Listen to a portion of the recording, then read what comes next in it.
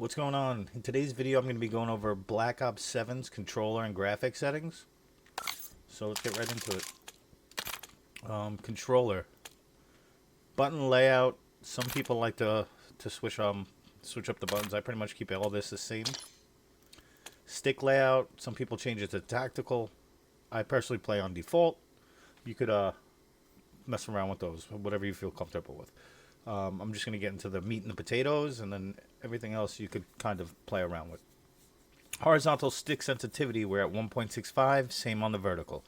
All right, nice and sticky, not too slow, but at the same time you're not shooting all over the place. Controller vibration is going to be off. Dead zones, these are important, okay? My left stick minimum is at 1, left stick max is at 50. That's going to give you that really snappy and sticky aim assist. Right stick is at 1. Right stick max is at 99. Left trigger 2. And right trigger 2. You could lower these if you don't have a super sensitive controller like I do.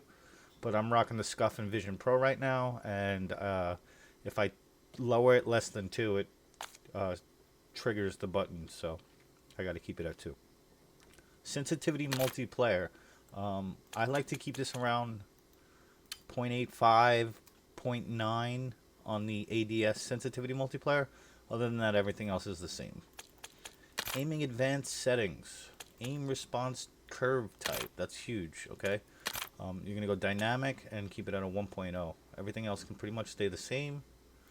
Your custom sensitivity per zoom, if you want to get into that, if you're a sniper or anything like that. But I keep it at the standard. Target aim assist on. Alright, now we're going to get into our movement. Sprint assist is tactical sprint assist. Mantle assist is off. Crouch assist off. Corner slice off. Wall jump and active roll assist both off. You could fool around with these. I know in Warzone they're not going to have the wall jump, so I'm not even going to bother with it. But getting right along, we're going to go to slide dive behavior. Tap to slide with a short activation delay.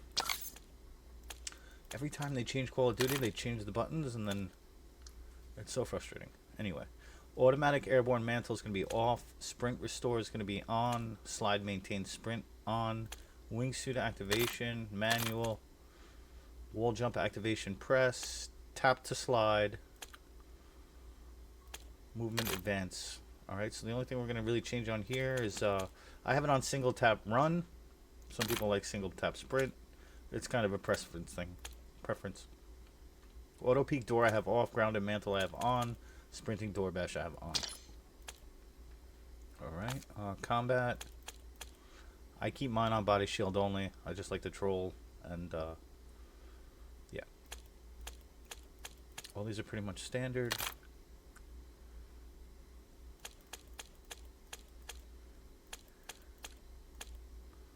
So we want to turn these two off. Mantle cancels reload, sprint cancels reload, okay? Those will definitely jam you up in a gunfight. Alright. So that's your controller settings for now. Go through it one more time. Horizontal, vertical, 165. Vibration off. Dead zones, 150, 199. Triggers, I have mine at 2 and 2. But you can put yours 1 and 1, 0, 0, as long as it's not triggering the button. Sensitivity multiplier. I told you 0.85 on the ADS.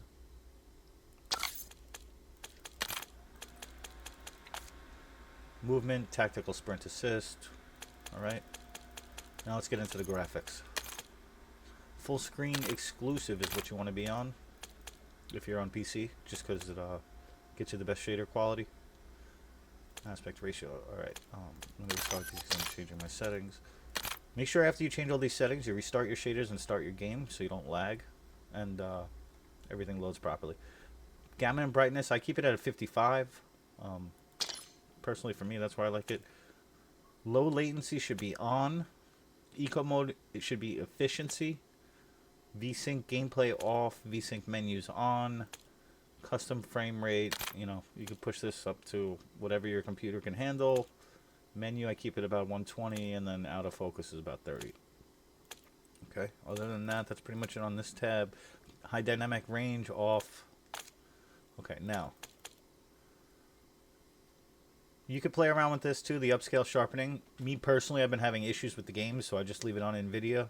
I don't really touch this because I notice when I switch it to either DLSS or Fidelity, I'm getting dev errors. So for now, I'm keeping mine on NVIDIA. Fidelity is a great option as well, so you can play around with that.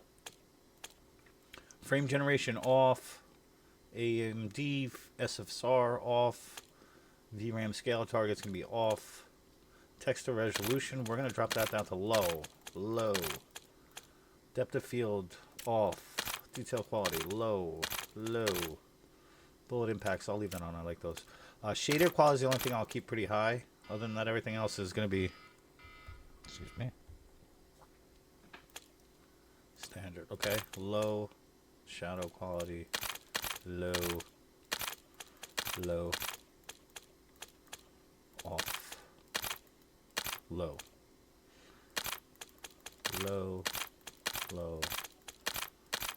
Low. Low. Off. Okay, everything low and off. Alright, that's how you're going to get the best FPS. You won't lag. View. Take that all the way up to 120. If you're playing multiplayer, it's not really necessary, but I like it at 120. ADS field of view affected. We're going to go wide. Wide. Motion blur off. Weapon blur off. And then the camera and third person camera you want unleashed. Alright. Another cool couple things you can do is if you go into your interface, you can have all your telemetry on. So me personally, I like to have my FPS, my latency. Okay, so we got all our telemetry. Readability, color customization. What I like to do is, I always change me. I don't like it in yellow. I change enemy over here. Purple, I feel like it's a little bit easier to see. Color filter. I go to color filter 2, switch from interface to both, and turn this up, and this gives it a much more vibrant look. Okay. Another thing we're going to set up is your center dot. So if you go into gameplay HUD, center dot, you turn it on, and then I like it largest. I feel like it's too big. So I keep it on larger, and then you could pick a color that's pretty bright, and then you'll have your crosshair. So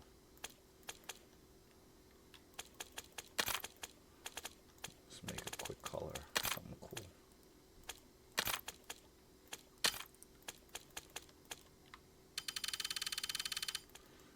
You can put really whatever color you want. I just want something nice and bright. Alright, hit marker visuals on. Boom. And that should pretty much sum it up. Now what you're going to want to do is go back into your graphics settings. Go back over to display. And restart your shaders. Alright, start the game and let it reload. And you will have the latest and most updated settings in Black Ops 7. So let me know what you think. Drop a comment, drop a like. If you want me to keep making these videos, all I need is your guys' support. So hopefully this helps a lot of people out. Yeah, drop a comment. Tell me what you think.